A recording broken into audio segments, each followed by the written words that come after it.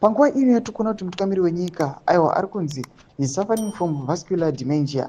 Panapa tinoona kuti vanhu votanga kunyorera mutungamiri wenyika aiwa tsamba dzakati siyanei siyanei pangava pamahandles vachidirecta une mutungamiri wenyika. Patiri kuona kuti aiwa at this point in time patiri kuona kuti VP Chwenga aiwa pamwe chete nemutungamiri wenyika right now they are not in good books, especially VP Chwenga nemaloyalist emutungamiri wenyika. Patinoona kuti maloyalist emutungamiri wenyika vari surrounding him aiwa they want VP to be fired.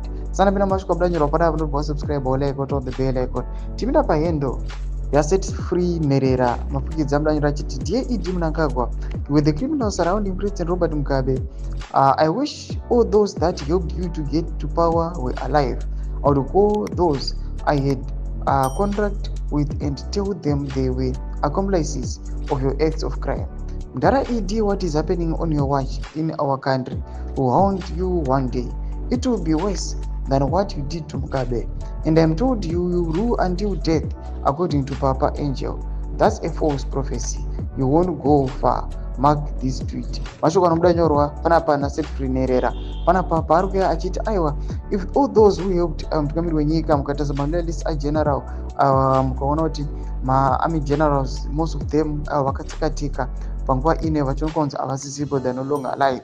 People now they are saying aiwa chitiko chatiri kuona kuti even wana Papa Angel nemaloyalist mutungamiri wenyika vachiti Idi Mnangagwa achatonga till death. Panapa arikuya achiramba this move achiti aiwa you are not going to rule so far.